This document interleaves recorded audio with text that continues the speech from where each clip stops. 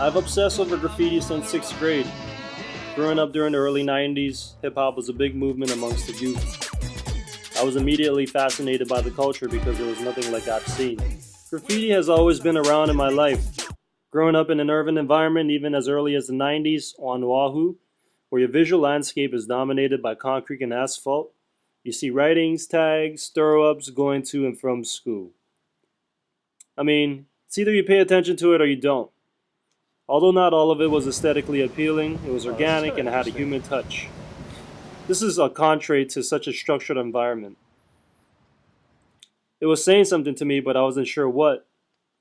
The notion that these acts of writing seem criminal or taboo seems instinctual because of my immunity to what was visually normal at a young age. And to think back now, it's pretty funny that we allow so much bullshit ads to intrude our landscape that we feel weird when we see something non-graphic or manipulative. I mean, it captured my imagination and curiosity because I didn't understand how they did such an act. I mean, shit was like urban magic superhero shit. What I want people to understand through graffiti is that our urban landscape is yours for the taking, regardless of your financial backings. Be aware and keen to the messages and ads projected to you. You can communicate and write whatever you want on the wall. I mean, the irony of that is, it's such a free act that can display the voice of the people that is baggage with arresting consequences. The act of vandalism is really a defiance of being told what to do and to think a certain way. It's a show that one is still not a robot. The English alphabet is universally known. We are taught and conditioned to learn the structure of these 26 letters the moment we start our education. It's crying. We are taught and conditioned to learn the structures of the 26 letters the moment we start our education.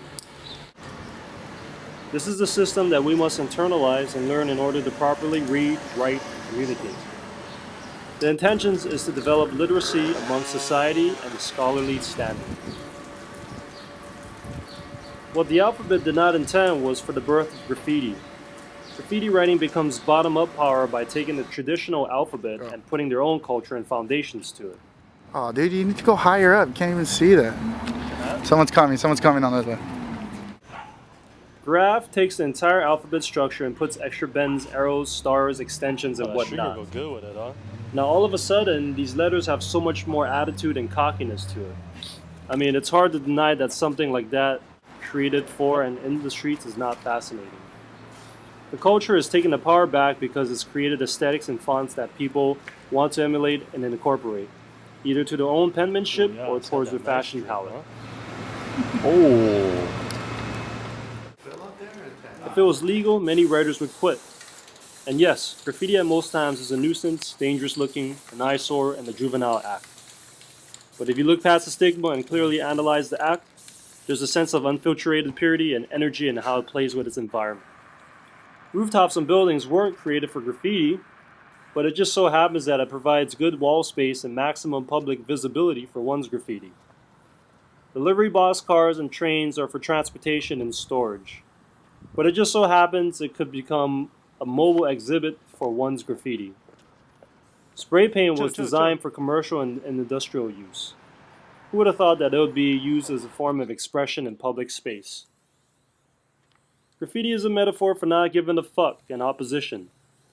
It's amazing how an alternative usage of the alphabet taken outside of its intentional context can cause such reactions. Why do you think graffiti still exists? What does it say about our society? And why do people put themselves at high risk to do such a discreet act?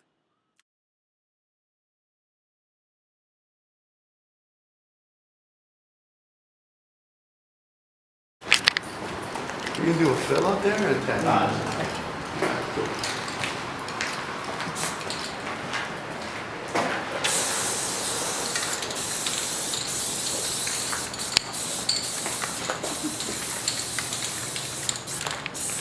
It's a nice spot.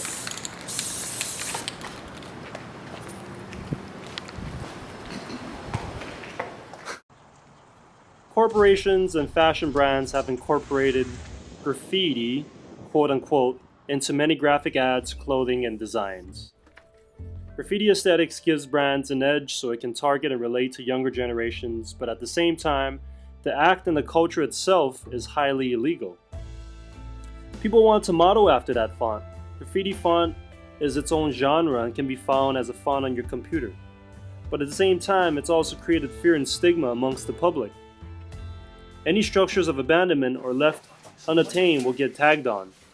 If left running, it will imply submission to the control of the writers, so the effect snowballs and more tags will accumulate on the structure.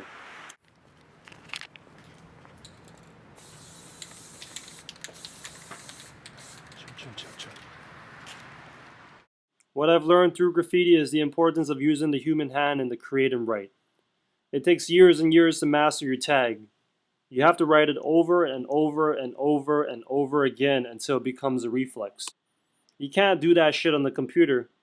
Once you get that down, you have to take it to the streets in hopes that all your practice pays off. It becomes a whole different ballgame with various environmental factors you have to consider. The public become your critics and spectators. If your tags come out sloppy or ugly, it's permanent until it's clean. If your tags stir up pieces don't look like what you practice at home, it means you ain't practiced enough at home. Graffiti has kept me with a very close relationship with penmanship. If you stop writing, you lose the development of your tag and it starts to get out of shape. The act of hand and eye coordination during writing is essential to cognitive development and the sustainability of it. It is crucial for young people to keep writing. Instead of using iPads and iPhones as a substitute for writing, in this day and age where we are bombarded with digital stimuli, the constant need for stimulation from these devices will rewire our brain and shorten our attention span. What I have provided to you is what I would like to call the penmanship survival kit. What I have done is taken every one of your names and wrote out 5 different versions of it. Each version evokes a different feeling and characteristic. Each and one of your names serves its own difficulties when it's thrown together with other letters I'm not used to writing. I want you to take that home and try to emulate what I've created for you with the pilot chisel tip. Nothing here is mechanical. These are all handwritten. What I'm just trying to do is personalize my encouragement to each and every one of you. This is my way of taking a subculture I've grown to love and using that as a vehicle to encourage you to challenge your own penmanship and fall back in love with writing as a recreation. Now go out there and fuck some shit up.